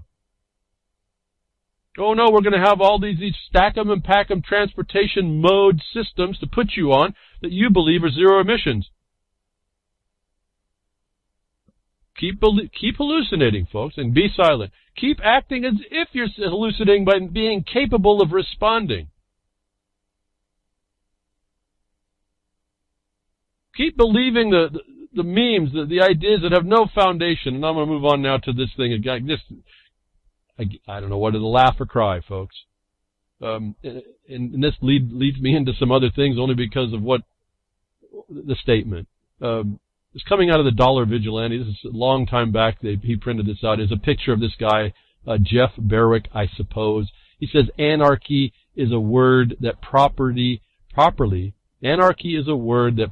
expresses, excuse me, it's so screwed up I can't even read it. I'm going to read it. I'm going to get this thing right. But this shows the hallucination that starts and continues and no one checks it. The nonsense that goes on. Anarchy is a word that, properly expressed, is a synonym for love. What kind of hallucination is that guy under? A synonym for love. Tell that to Genghis Khan. And all y'all that may disagree with me, you ain't read enough. I'm just going to tell you, I love you all. I'm trying to explain that you got it wrong. And until you get it righter, you're going to be not really focused. You're going to be taking your actions and putting your energies in places that are at least misplaced. All these people that are really intelligent and active and engaged and in positions that have the power to be powerful are not. And that's my problem with it all. That's probably my basic problem with the Indians' cause in North Dakota. It's the wrong thing, being led by the wrong people. And if it's not just me that said that. I just heard someone else who they had to preface the PC nature of the statement on a broadcast, an actual terrestrial broadcaster, who came in who said, "Oh, this guy's got Indian blood in him, so I guess he has more authority to speak on the North Dakota thing." I had to wonder whether or not he hadn't listened to my broadcast. Now, he had some things that were different, so I know he actually didn't. But he said essentially the same things I did. That was with someone with Indian blood. I guess that makes him more authoritative. So I'm not the only one that sees the deception, and I'm saddened that there's people that are being deceived. No different than this guy. I mean, I'm dumbfounded. Anarchy is a synonym for love. Please, stop this. Where do we get these drugs or spores or demons that come through us by touching this stuff with our eyes that we don't check with a thought?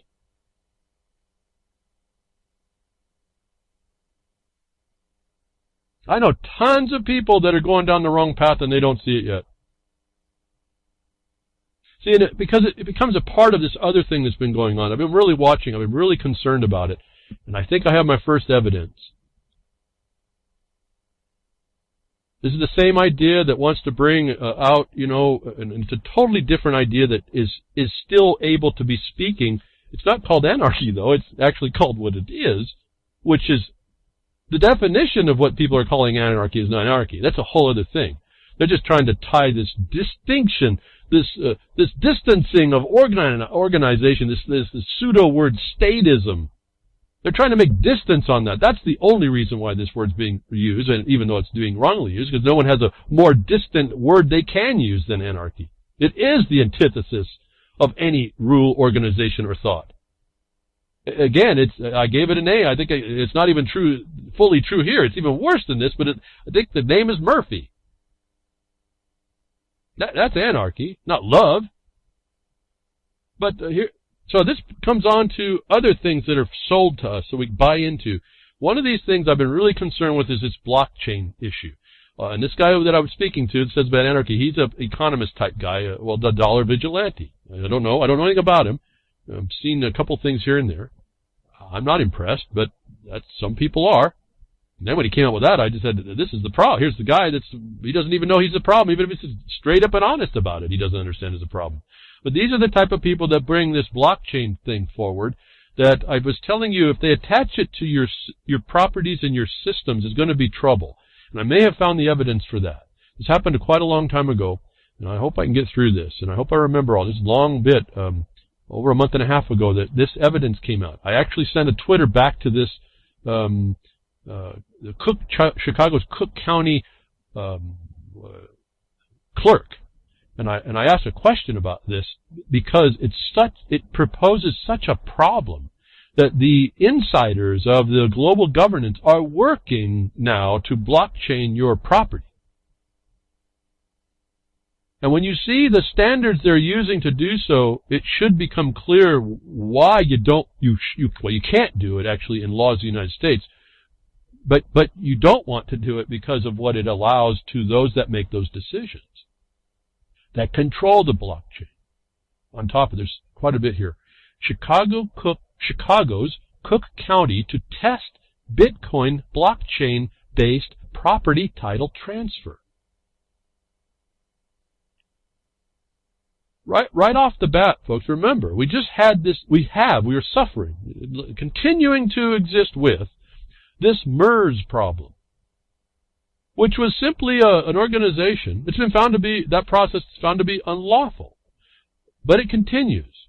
And it's just simply a system of moving and transferring property through a system that's not amenable to judicial or county recordation. It's been found to be illegal.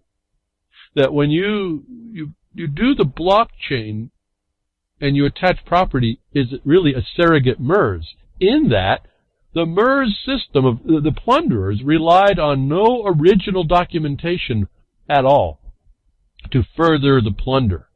And then, as some people that I know that have been involved in cases have found out, there have been, even with the evidence that can be brought forward, 3, maybe 4 copies of documents that are all different, that purport to be the lawful document of evidence of the title, that the blockchain can't be. In other words, remember you heard that the MERS, the people that started understanding what it was about, said, we need you, the mortgage company, to bring in your ink signature, your wet ink signature. These have to be identifiable on their own and brought as certified evidence. The blockchain as a digital database is not that wet ink signature. That this blockchain can't replace that evidence system called your county clerk. That seems to me, at least just by this title, to be the main problem with blockchaining anything that requires actual evidence. I'm talking the physical stuff, not an allegation of the stuff. And I always also have a problem, as I say, maybe tongue-in-cheek at some level, but seriously so, nonetheless. But this is the stuff that, when we see people that can encroach upon the blockchain and then legitimize it, is the stuff that terrifies me about it. And we've seen evidence of that as well, to show that these blockchains are not impervious. A second problem. And so I look right at the first picture that I see on this, and it says, all these different pictures of the transfer certificate, registry of the deeds for whatever the state is. It only says a small picture, but it says in accordance with the presidential decision. And then it says issued by the department. I suppose that's the Interior. This is a receipt, is what I'm looking at from what I can tell. Transfer certificate receipt. A legitimate, in your hands piece of evidence that has what we would call wet ink signatures. In other words, it took someone physically to put that on. It wasn't manufactured by machines to authenticate it. I'm looking at a picture of this, of just a part of this form that is what I'm talking about right underneath the title, that cannot be replicated in a blockchain, that they're going to attach to your property. They're working now to do so. Through an exclusive partnership with real estate tech startup Velox, Chicago's Cook County will test the use of the Bitcoin blockchain for transferring and tracking property titles and other public records. It's not about tracking and transferring. It's about proving what you have in a court of law. What they're going to be transferring and tracking is those things that are in commerce, not your patent stuff anyway. And so there's going to be another deception going on. The Cook County Recorder's Office is the second largest such office in the United States, and it will be the first in the country to experiment with blockchain technology. Land possession in the country, United States of America, and amongst the states of the Union, is not something you experiment with, first of all. See, it's going to be a continuing experiment even when they implement it, because it's not certain. It's not actually not defeatable. And it hasn't been shown to be not defeatable. Neither has it shown it to be the repository of wet ink evidence, which became so critical in the MERS issues that were shown MERS to be a crime. Specifically, go back. Partnership. This is a private-public partnership between the corporation of the city and this private partner, or this real estate entity. This real estate is another fraud upon the people. What the real estate agents do is they convert your patent land to tenancies by your escrow documents. People don't recognize how this works. Specifically, the office will be testing blockchain applications of property title transfer and a system for filing liens. It's not just for property title, but it's attaching your property through a blockchain. Who would be better positioned to attach themselves to your property through a blockchain but the government itself? Compatibility between the blockchain and a traditional server-based setup, fraudulent use prevention, and conveyances of vacant property in Chicago is the reason why they also want to do it. But their server-based setup is irrelevant to you getting that actual copy of the evidence that's sitting in the archive for the purpose, to be certified as such. They don't need this elaborate system to stop these other things. Server-based setup, that's just you walking in and getting information that might be available. You still have to go to the actual physical evidence that the blockchain cannot replicate. In addition to Velox.re and the Cook County Recorder's Office, the International Blockchain Real Estate Association, Armor Settlement Services, and the global law firm of Hogan Lovells are involved with the closed pilot project in the second largest market of your property. International. Armored Settlement Service. Do you think these people are unattached to the global financial system that's already shown that they'll steal your property through MERS? The project was first announced by Velox. Of course, I'm going to invent a product you can come and buy from me. Founder, CEO Ragnar Littreisire on Wednesday at the ProTech Summit, the MIPIM ProTech Summit, which the New York City Real Estate Tech Week 2016. Remember, real estate. These people, the realtors, are part of members of a legal association. Essentially, the test for a real estate agent is one of their ethics and how you're going to conform. So when you get your license, you've been given notice of how you're going to legitimately steal their property by obfuscation of what's going on through the paperwork, as what I figured out. Why? PC, I was one of them for a little while. Because I was one of them, I can talk about them, right, folks? I was able to get my real estate license in a time that everyone said was impossible. I was able to do it. Once I got the license, I realized what it was all about. This is a long time ago. I had the late eyes to see. I could see only after I'd done it. All this is an ethical way to steal your property. And you're on commission to do so. And if you look really carefully at the paperwork, that's all that you do. So it didn't really matter my performance level to try and stop starving in the streets and make something of myself, thinking I was doing something helping everybody. Passing the test within 30 days, supposed to take 6 months.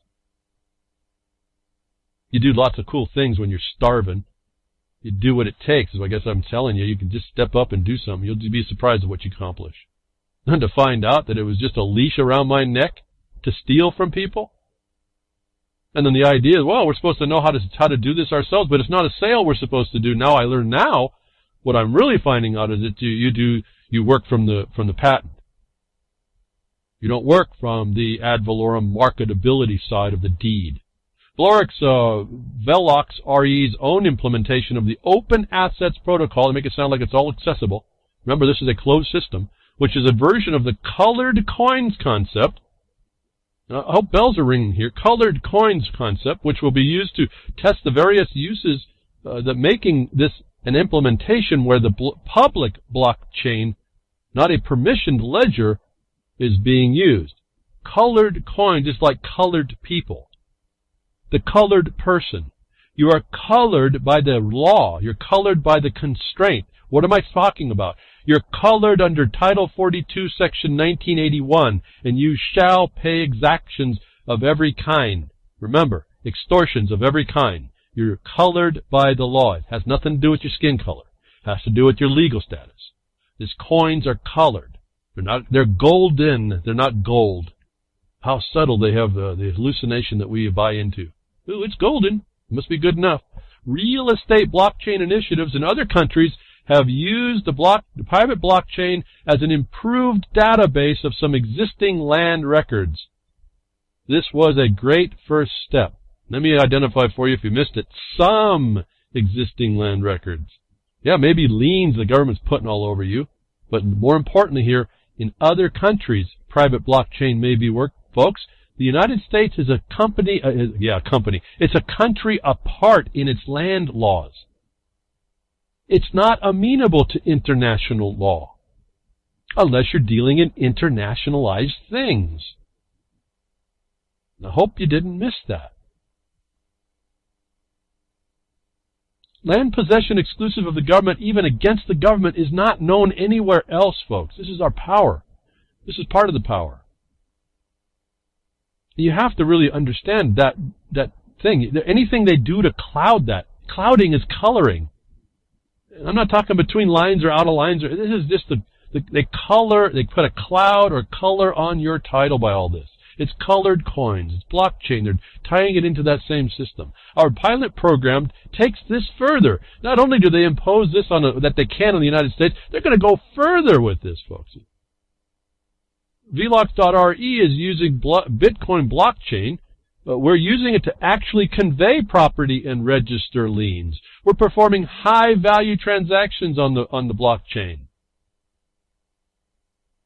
Cook County will enter these into the government public record. This is the first time this has been done in the United States or anywhere else in the world. So this is even going beyond what would be allowed internationally that's not applicable. They're taking it up a notch, folks. The things they're mentioning are not something I'd want attached my property to be a part of. I don't know about you. Earlier this year, the government of Vermont released a report regarding the potential use of blockchain technology for public record keeping. Okay. Did they look at it with the eyes of an attorney and a plumber and a real estate agent and a legal entity? Or did they look at it from the prospect of a property owner who needs protection by the evidence in a court, in a record that he can go down to and get the certified record for? To keep something like MERS from happening. You want to make it easier for a lien to put on your property and harder to get off? Folks, have you thought about this? Have you ever heard of an IRS lien? Do you understand what they're talking about here? How about the state's lien against you? How about the county's lien against you? The city's lien against you? What did I tell you a long time ago? There was technology one day. I looked on a website, 6 originating inventions that when I looked at it, I said, man, by the time you approach an intersection and you go through that on the wrong time and they think that you've done it on a red light, before you reach the other side, there's all this technology here now. This is 10 and 15 years ago. They'll have your bank account deducted. They'll have a thank you for doing business with the city receipt popping out of on your phone, and or if they found out you didn't have enough in your bank account, have a drone neutralizing you before you reach the other sidewalk, other crosswalk. This is how automated this thing's going to become against property rights. It's going to be strictly digitized, and there's not going to be a proof of the fact of the right of any of it. It's just going to happen automatic. You have no say in that. We are excited to partner with a group that is actually interested in how this technology can work in real-world situations. Well, this is just the privateers and plunderers against property, folks. And they're putting the blockchain in on this. They're going to try and make this all modernized. If you don't understand why we have the record system we do, the way we do, you're missing the point that these people are not looking at all. They know about it, but they're not going to match it. In fact, that was the question I asked the county recorder. I said, how are you not doing this?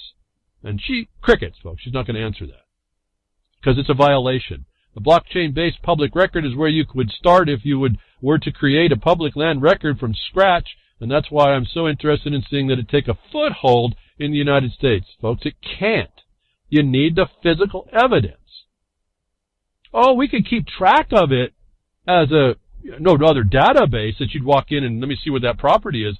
But the fact of evidence and proof is not in that blockchain. That does not satisfy the laws of the United States. According to the release from the Cook County Recorder of Deeds, the office has identified 3 aspects of blockchain technology that make it a viable option for their activities.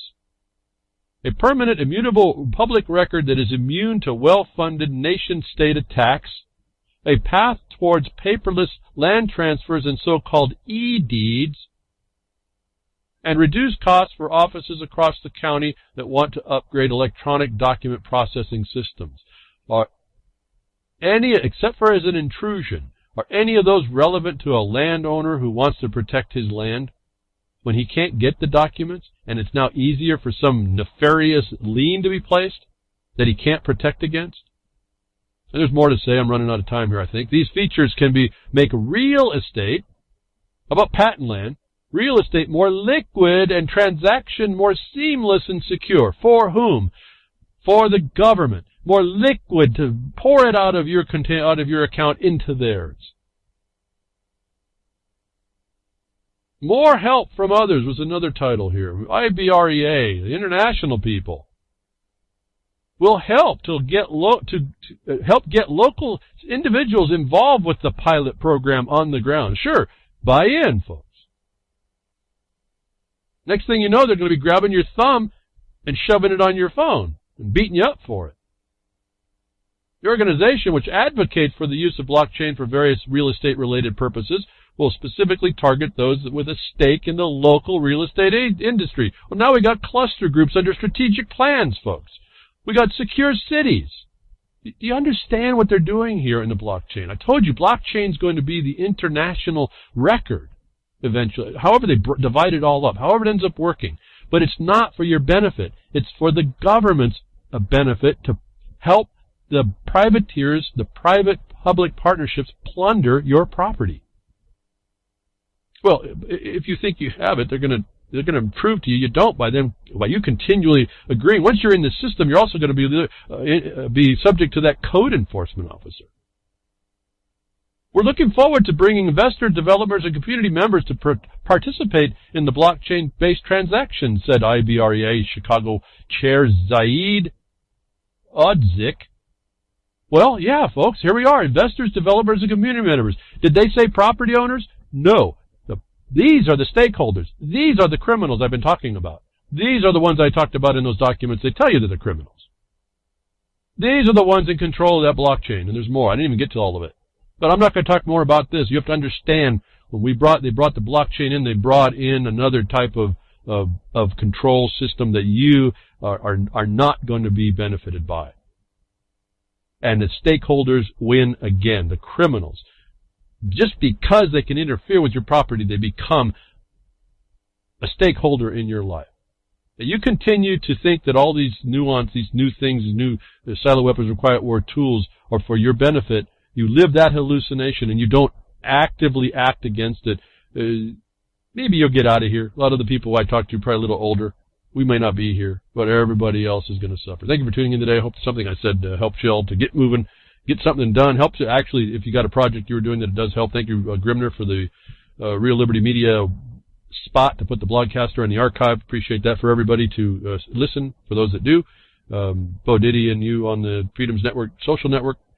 Sign up for that, folks, if you want to. Jules, again, thank you for this syndication. TalkStream Live, listing us the hour that it does. Periodically, I don't talk about much of that, but I thank for that. And terrestrial broadcasters, I'll do any of you beaming that content. I appreciate all that. And I'll be here next week. Tech diffs and nature willing.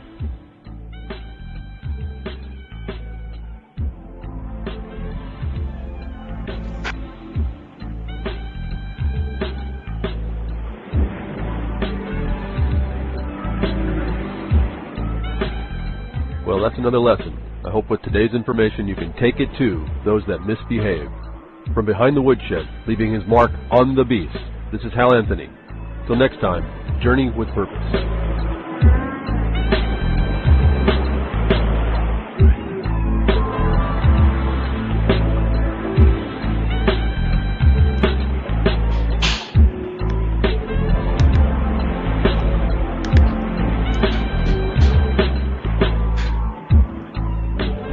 Well, that's what opening up a can of whoop-ass feels like. Son, you just opened a whole case of whoop-ass.